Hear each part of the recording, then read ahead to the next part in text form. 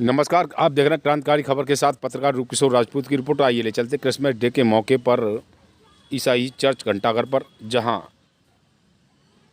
Church की member madam ने क्रांतिकारी खबर को दिया इंटरव्यू में क्या कहा, सुने एक बार। यहाँ पास्टर कमेटी के मेंबर हूँ और मैं आप सबको इस पावन अवसर पर जो बड़े दिन का उपलक्ष्य है, प्रभु यीशु मसीह का जन्म अवसर है, इसकी शुभकामनाएं देना चाहती हूँ।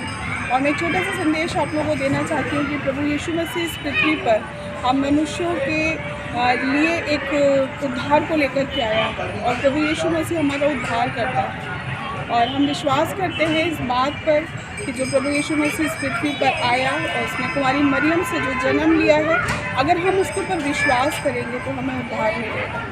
और हम इसी विश्वास के साथ इस त्यौहार को मनाते हैं। और मैं ये कहना चाहूँगी कि प्रभु यीशु मसीह का जन्म सिर्फ हम जन्म उत्सव को सिर्फ इस रूप में ना मनाएं कि ये प्रभु यीशु मसीह का बर्थडे है या उसका जन्मदिन है, वरन हम मनुष्य लोगों को उसको अपने जीवन में, अपने हृदय में भी जीवित रखना है और नया जन्म देना है। और इस बात को याद रखना है कि प्रभु यीशु मसीह हमारे जीवन में, हमारे हृदय में जन्म ले, जीवित रहे और उसी की इच्छा के अनुसार जो उसने हमें बाइबल में वचन सिखाए हैं, उनके अनुसार हम अपने जीवन को व्यतीत करें।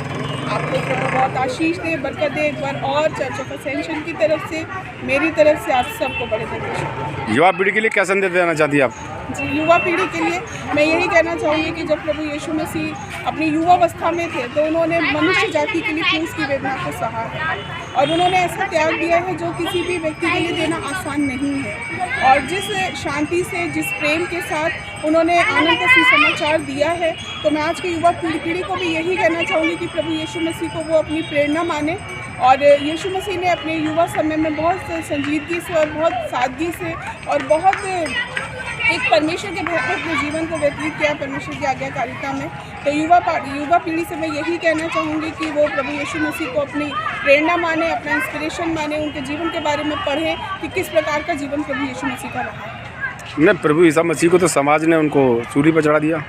सूली पर चढ़ाया, सूली पर चढ़ाने का भी तो क्या समाज जागृत नहीं था उस समय? समाज जागृत था, लेकिन बहुत सारे लोग थे जो इस बात से डर रहे थे कि प्रभु यीशु मसीह जो सुसमाचार प्रचार कर रहा है और उद्धार के बारे में बता रहा है, कि उस चीज़ को लेकर उस समय का जो साम्राज्य था, जो लोग थे जो शासन कर रहे थे, उनको बड़ा डर और भय छा गया, जिसके कारण उन्होंने यीशु मसीह के ऊपर झूठे आरोपों को लगाया और उनको क्रूस के ऊपर चढ़ा दिया।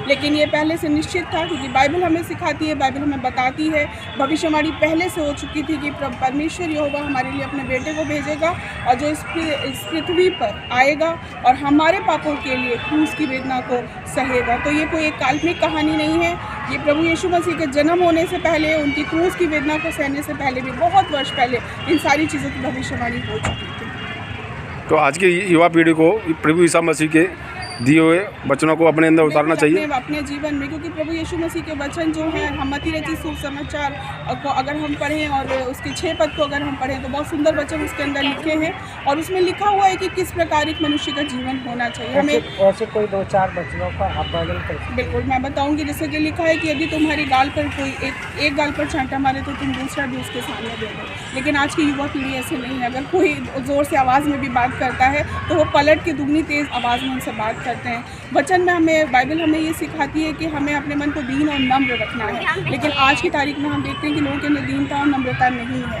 अब बाइबल में लिखा है कि हमें अपने पड़ोसी से अपने समान प्रेम करना है, लेकिन आज हम देखते हैं कि एक पड़ोसी ही एक पड़ोसी का अपराधी बन जाता है। तो यदि हम बाइबल को पढ़ेंगे और प्रभु यीशु मसीह के वचनों को हम अनुसरण करेंगे तो सच में हमारे जीवन में, हमारे समाज में बड़ा परिवर्तन को हम देखने पाएंगे। क्या प्रभु ईसा मसीह के द्वारा ये मोबाइल जो सिस्टम जो चल रहे हैं, इससे आजकल की युवा पीढ़ी बिगड़ रही है, इसमें कोई ऐसा तरह का संदेश दिया जाए जनता के बीच में या युवा पीढ़ी के बीच में, ताकि वो प्रभु ईसा मसीह के? मोबाइल एक टेक्नोलॉजी है, इसको आप किसी भी तरह से यूज़ कर सकते हैं। बहुत सारे लोग हैं जो इसको गलत और गंदी तरीके से इस्तेमाल करते हैं, लेकिन बहुत सारे लोग हैं जो इस पे प्रवचन सुनते हैं, परमेश्वर के संदेशों को सुनते हैं। तो इसके लिए तो बस यही मैं कहना चाहूँगी कि आपकी चीज़ है, इसको आप अच्छी चीज़ों के लिए इस्तेमाल करिए। टेक्नोलॉजी अगर आपको दी जा रही है तो इसका इस्तेमाल आप अच्छी चीज़ों में, अच्छी बातों में करें, ना कि किसी नेगेटिव या गलत बातों में या किसी भी ऐसी चीज़ों में जो हमारी समाज को या हमारे